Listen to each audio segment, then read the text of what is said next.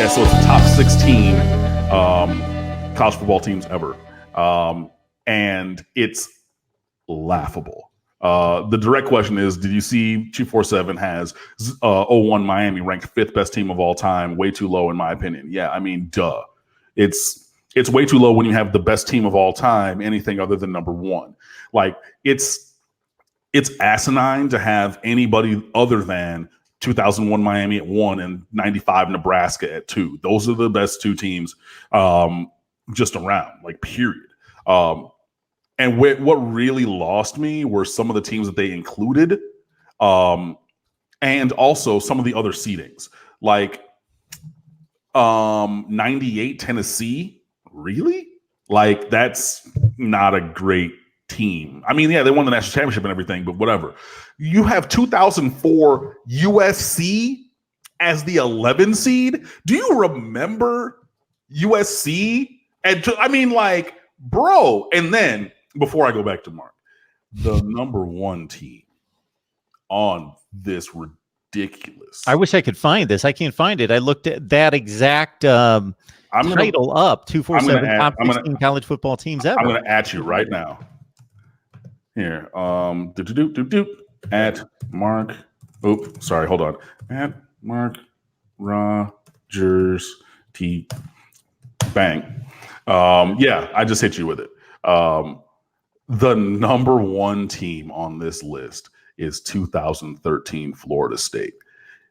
No, it's just not. I'm sorry. Like, just no. Like, I mean, if I look at it again, all of the teams that I would rank above 2013 Florida State are as follows. Obviously, 2001 Miami, the best team ever. 95 Nebraska. 04 USC, which was a beast and nobody wants to remember.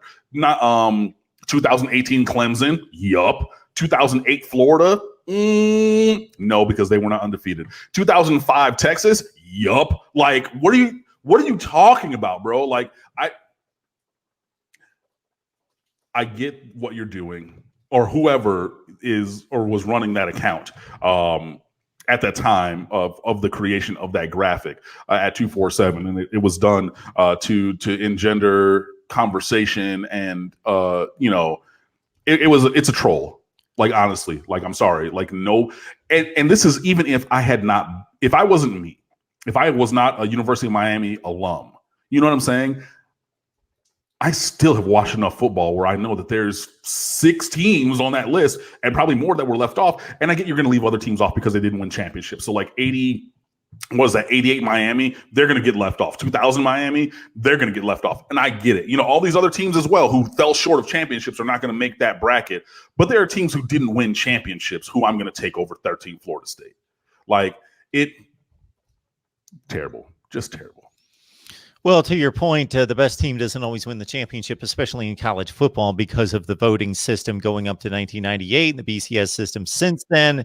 And, you know, we've had a subjective process. We even now have a subjective process. Of course, it's less subjective than it's ever been before. My question to start would be, what period of time is being taken into consideration, because the oldest team on the board is Penn State 1994. So if you're taking college football historically, then you've got to consider that even though athletically teams from the 1940s or 50s don't compare to teams now, do you rate them comparably? Do you just say who's the best and the most dominant against their era, against their competition, and just weigh everyone equally? Or did they start at a certain period of time? Because I can't really make anything out of 1994 being the first year or the oldest team on this list, for one thing. It's 25 years ago. So they went with 25 years? Seems like it. Last 25 years. Okay. To speak to your Tennessee. So Tennessee went undefeated, won the first BCS championship. They deserve to hang a banner. They certainly deserve a championship, and they can argue that they're great. But yeah, that Tennessee team, week 1 or week 2, went to Syracuse, and it was one of those deals where the game was over, but there was a flag on the field. Cam might recall a game that was kind of like that.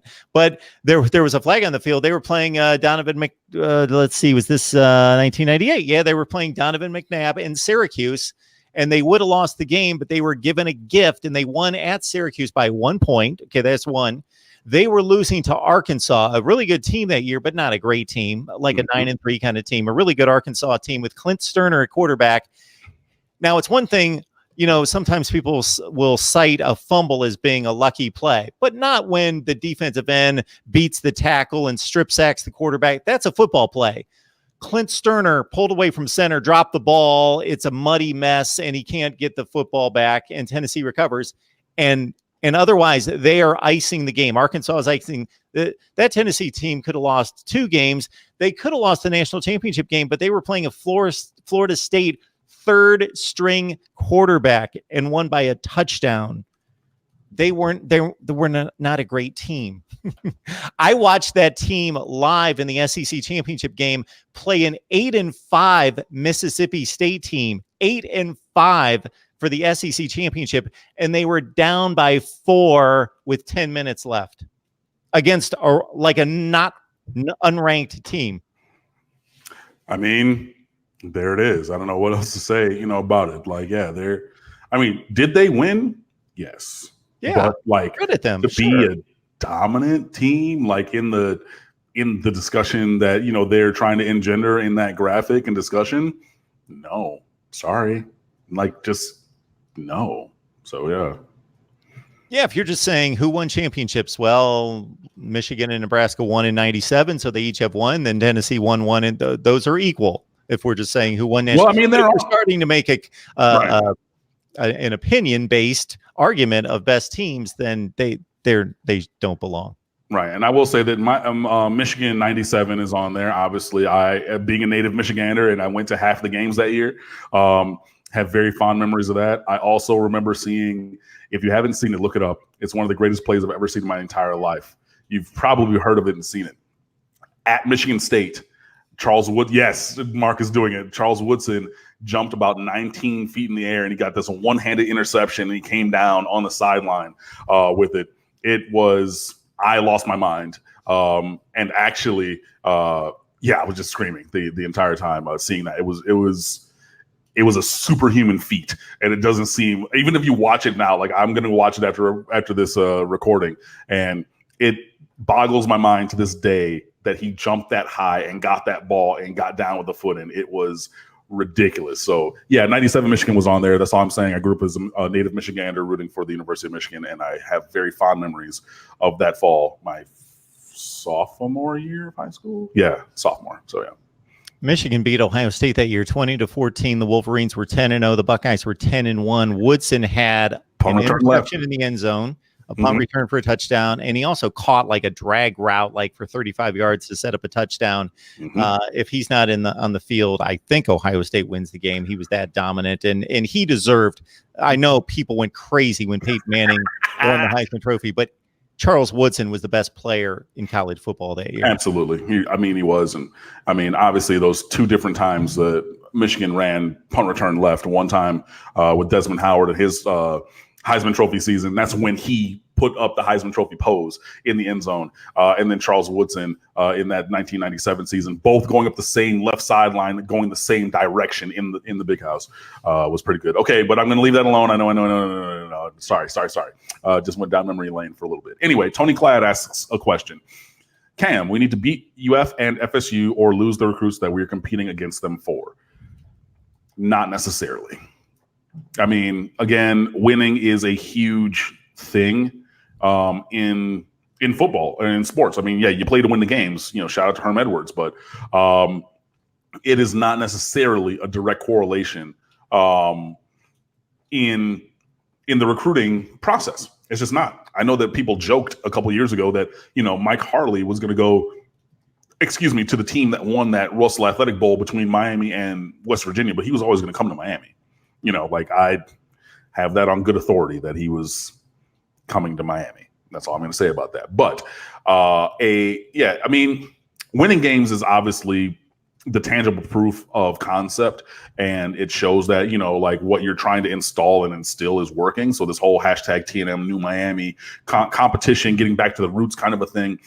Yeah, you do need to win those games, but I don't think it's a direct correlation. And it's not because Florida State beat us for recruits, and they were terrible the last couple of years. Like even, I mean, with Miami beating them up in Tallahassee in 2017 and down here last year, they still beat Miami for recruits where there was a 1-to-1 recruiting engagement going on. So would beating each of those teams help? Yes, unequivocally. I'm not going to say that it won't. Is it the only thing that matters? No. So, you know, each player is different. Each recruitment is different. So getting kind of where you fit in, but it is a factor, not the only deciding factor, I don't think. So this is a Miami show. So we just talk Miami. We don't go all over the map unless it's relevant and it connects to Miami in terms of talking about national college football. But I've got to address the comment on the screen. Okay. That Colorado team that won the national championship that year in a tie with a split national championship with Georgia Tech.